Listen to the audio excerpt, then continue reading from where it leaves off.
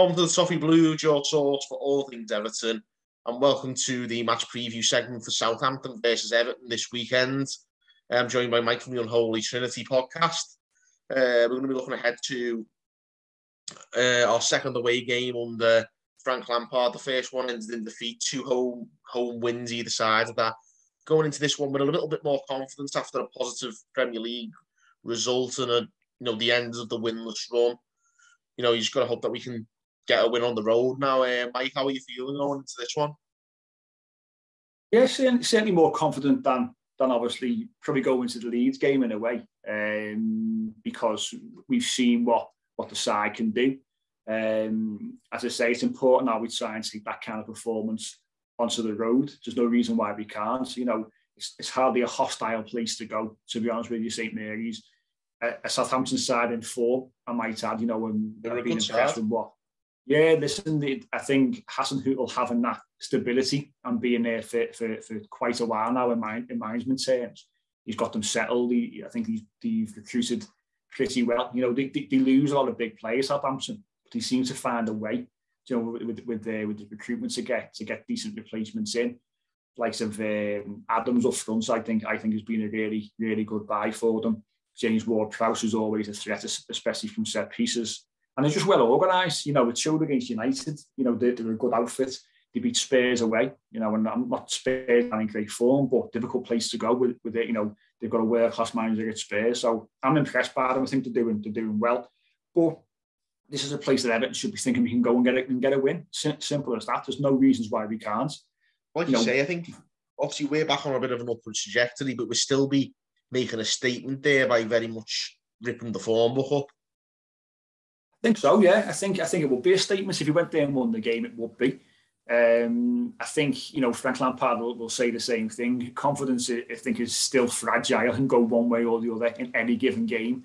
Showed it against Newcastle, went 1-0 up, and within a minute, we're back to 1-1. And at that point, the heads had gone, and we were then sort of on a downward spiral to defeat, in my opinion. But it just shows you where we are confidence-wise. But I think the game on Saturday would have given those players, and especially some of those players sort of on the periphery of the start 11, a lot of confidence, pushing now to start the game. Some players now, you can argue, shouldn't be dropped. Iwobi deserves his place. John Joe Kenny probably deserves his place now against rather than Mikalenko against Southampton, after how he performed. So there's players are coming in now and taking a chance, and have taken a chance against Leeds, and should be full of confidence. And hopefully they can start to show a bit of consistency and look to keep the place in the side for the foreseeable future. Yeah, that's definitely the aim. In terms of the personnel, you mentioned a few players who played well there.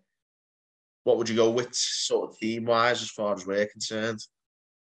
I think I'd be looking to go the same again. I've got to be honest. If all the players are fit, and we get through the week without any more injuries or COVID and what have you, I think I'm going with the same. If that's tough ask. Yeah, it is. It is. We know what Everton's like for injuries and things like that, but we know we've got Mikalenko back. Frank Lampard said he'd be back for the game, but like I say, Kenny should start the game. Great performance. I think we'll go with the same back four. I haven't got any other choice, to be honest with you, at centre half. So it would be the same two, and obviously Seamus at right back. I thought Alan was terrific against Leeds. I thought he was fantastic. Van der Beek was fantastic. So they'll both start the game. And then you look down at the wide positions, you can't drop Anthony Gordon.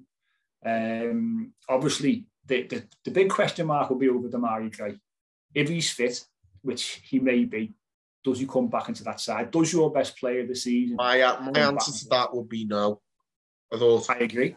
We did a good enough job against Leeds. The players have enough credit in the bank. Iwobi, Gordon, Richarlison, all the personnel there have done enough to keep the place. Why rush someone back from injury who's important here? I agree. And if he's fit, then you've got to, if we need him, let's say 20, 25 sit him on the bench. He's there, and he's there. So there's no need to change things. If everyone's come through, as I say, the week, okay, I don't see a reason why he'll change the start 11, to be honest. Well, like you said, as we spoke in the previous segment, didn't we, about how, well, every single player could have been up for man of the match there.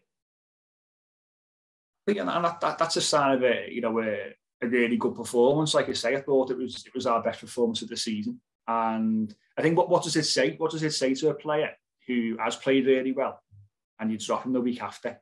You know, what does it say to them? And Lampard, he always says about, he's looking at obviously the past performance, how they train. Alex Iwobi got the nod because of how he's been training, and rightly so, he comes in and takes his opportunity.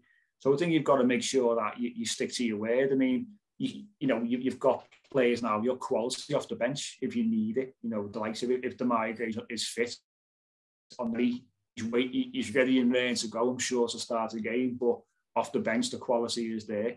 You know, so we've got a bit of quality who can make a difference on any given day. So I'll be going with the same 11, to be honest. It's a good point to make, actually, that, because it's something we've often bemoaned at Everton over the last couple of years is, okay, we've been bringing on subs. Are the game changes? Now, normally you'd say no, but having a Demarai Gray on the bench, Dele Alli on the bench, you know. And just Townsend, you know, he's our leading goal scorer. Yeah, he's our top assists and goals. You got, you know, Townsend, Gray, Dele Alli, all on the bench. And Andre Gomez, for me, this season, when he's come off the bench, has made a difference. I think been all right off the bench, yeah. To play 20, 25 minutes because he looks strong in the middle of midfield. So there's options there. So we need to change it up, which at some point in the game we will do, whatever way the game's going. Then we know we've got quality coming in. And that's the really key thing about sort of pushing the players. I think I read this morning, Rio Ferdinand had been speaking. And because obviously these guys, Mason Holgate and Ben Godfrey are part of his management group, aren't they? They're managed by Rio Ferdinand's team there. The agency, is it? Yeah. And they've been saying about how impressed the Everton players are with the standard of Donny van der Beek and how good he's been. And they can't believe how good he is. And that's raising everyone else in terms of how they're training, in terms of that quality and, you know, what they're putting in. And players just can't believe, I say it, and basically the United players must be absolutely unbelievable if this lad can't get a game for them. So again, it's bringing that quality in, which pushes other players on, which is exactly what we want to see. Yeah, it makes you wonder though, like, what is it that means? Because Man United aren't pulling any trees up. Sometimes it's just systems, isn't it? Sometimes players just don't fit into systems, and you wonder why teams buy players if they're not bought for a particular structure. And we've done it well enough. Yeah, we do it all the time. But you know, you look at him, and obviously he's played in a slightly deeper role against Leeds, but he was fantastic doing it. You know, you can always say if he wants to advance with the ball, Alan can sit behind him. But it shows, doesn't it, how it's funny how a midfield two against Leeds and under Frank Lampard can work, but a midfield two under Rafael Benitez and his tactical system did not work. It's because it's all about how you apply roles in a particular system to make it work. And that's the difference between the managers, isn't it, really? And Everton look like to be a little bit more, a much more progressive side than we were under the previous regime. Easily. You mentioned, obviously, the improvements for us. Obviously, we mentioned Southampton are in good form. They're still going to be a threat. How do we nullify that? You know, Leeds was our first clean sheet for a while, but how do we go about shutting these out? You've got to approach it in the same way. You know, you've got to put them under pressure. You've got to press in the right areas. We don't press for pressing's sake. We don't tend to press in central areas from, say, Dom or Richarlison. But once that ball goes wide, Anthony Gordon, he's gone. Iwobi, I mean, his pressing was sensational at the weekend. They're gone, and they're pressing in the right areas. And we're forcing teams then to have to come back inside and go back to the goalkeeper. And sides you like to pass out from the back, that's where they then struggle, because once they get a press put on them... That's how it is. It's usually a goalkeeper will play it sideways to one of his defenders in the two defensive corners of the field. That's how teams tend to play out, unless you're like Everton, who can ping it 70 yards into feet. Exactly. I mean, we're trying to evolve to that side, aren't we? We're trying to get comfortable passing from the back, because for quite a while now, it's been a case of going long. And I think sometimes that stems from the crowd being on edge. But Frank Lampard's quite keen on us playing out from the back and trying to get into those central areas, into the middle of midfield as well.